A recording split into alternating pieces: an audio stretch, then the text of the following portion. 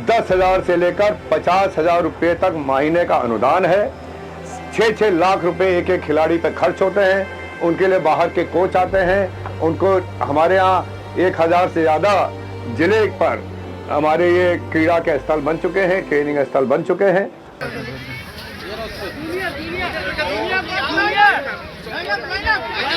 जीवन में ना भूलने वाला क्षण है। ये तिथि, ये समय अंकित हो गया है आपके पूरे जीवन काल में। बहुत बहुत शुभकामनाएं आपको। अरे और लोग हट जाइए भाई। वो बताइए, मिला करिएगा हमसे। नाम कहाँ घरा चुकी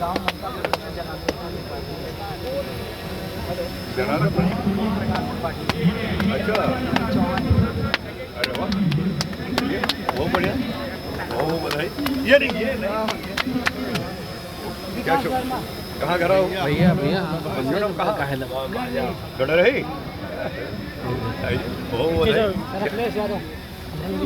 झंझरी। कौन गाँव कौन सा है? गाँव कौन है? झंझरी में। चलो ठीक, हाँ झंझरी ही, हाँ वो भी हो सकता है। हम समझे झंझरी ब्लॉक में आप काम करेंगे भैया, ट्रैक आप लोग क्लियर रखिएगा। श्रद्धेय श्री अटल बिहारी, पूर्व प्रधानमंत्री श्री अटल बिहारी वाजपेयी जी का 101वीं आज जयंती भी है। इस उपलक्ष्य पर ये सांसद खेल योजना का शुरुआत माननीय मोदी जी ने किया है।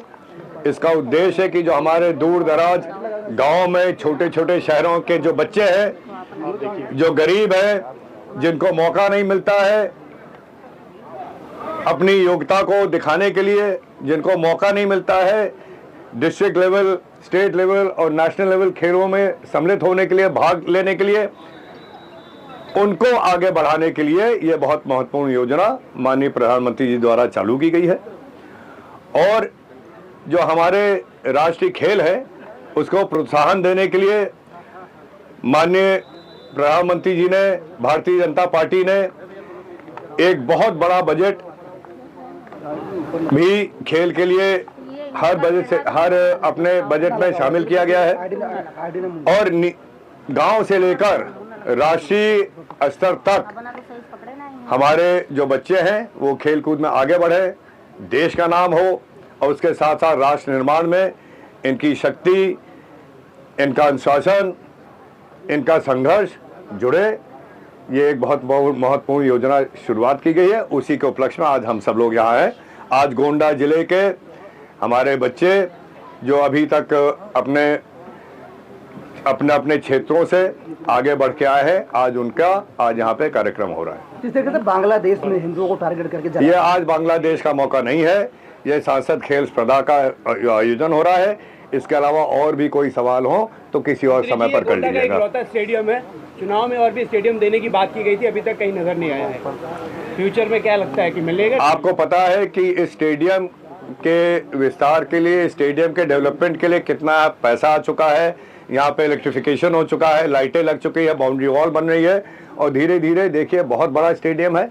हम एक स्टेडियम को अच्छी तरह बना लें, गोंडा शहर के लिए एक है बहुत अच्छा, एक है सुविधा हमारे बच्चों को मिला करेगी। आपके पास जलवायु परिवर्तन है, जिस तरीके से अरावली पर्वत को दिल्ली में जिस तरीके से सरकार ने फैसला भी लिया को लेकर अरावली पर्वत से घिरा बताया गया, कैसे देखते हैं इसको?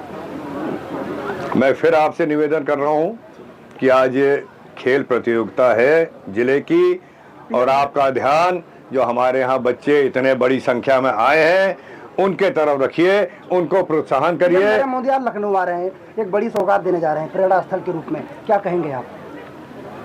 माननीय मोदी जी, माननीय हमारे आदरणीय प्रधानमंत्री मोदी जी ने 2014 से लेकर अभी तक जो इस देश को आगे ले जाने के लिए, इस देश के समाज को बढ़ाने के लिए, इस देश का नाम रोशन करने के लिए, उस देश को एक मजबूत राष्ट्र में परिवर्तन करने के लिए जो उन्होंने परिश्रम किया है, जो उन्होंने किया, वही हम लोगों के लिए सबसे बड़ा प्रेरणा सूत्र है।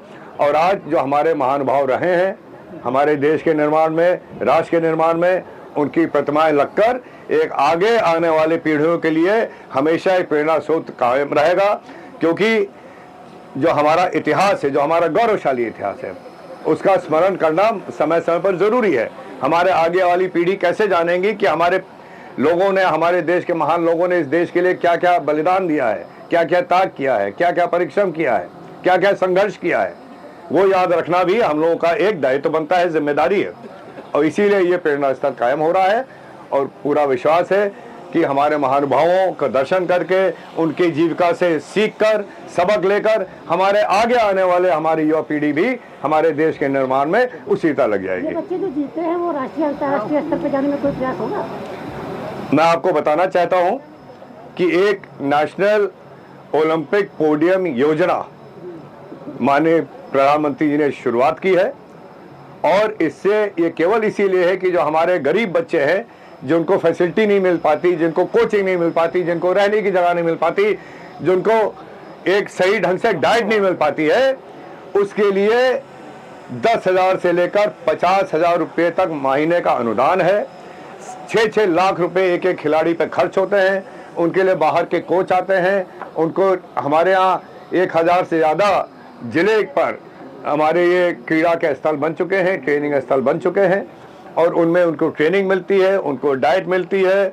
और इसी तरह हमारे गरीब बच्चों को, गांव के बच्चों को, छोटे छोटे शहरों से आने वाले बच्चों को आगे केवल नेशनल स्तर पर नहीं बल्कि विश्व स्तर पर खेल में उनको भेजने का ये पूरा प्लान, पूरी योजना चलाई जा रही है। इस तरीके से भगोड़े नीरव मोदी और विजय माल्या अब वीडियो डालकर चढ़ा रहे हैं सरकार को कि भारत का मजाक उड़ा रहे हैं। हाँ, आपने कहा था कि हम खींच के लाएंगे 14 में।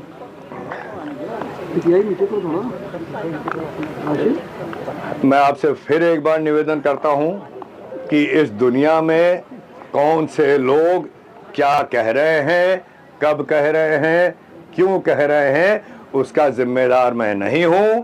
आप सब लोग, हमारी देश की जनता सब देख चुकी है, सब जान चुकी है। हमारी देश के जनता को, हमारे समाज को पता है कि इस देश के लिए कौन काम कर रहा है, क्या कर रहा है और इस देश को लूटा भी किसने है ये भी पता है।